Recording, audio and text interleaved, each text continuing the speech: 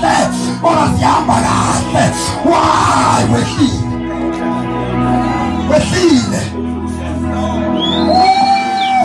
sengathi singaqala ngaye before senzeke konke esikwenzayo ebandleni siqale sefisela. Oh my God, ngibonile ngena la badala amandla ukuthi behlisela kuqala. Ya ikhona ekufunayo aqale kwesomnikazi bese kugcina thina. Oh my God, asikwazi ukuhamba sodwa ngekho. Ithi iBhayibheli abakwazi ukuhamba ababili bengavumelananga. Ngisho kumuntu noma ingcwele ngaphakathi ukuba akakwazi ukuhamba kodwa ngaphakathi kwakhe engavumelani. Ingakho mongela kufuneka uyihlole ngaphakathi kwakho. Ngaphakathi kwakho thina ngoba umuntu wangaphakathi akavumelani.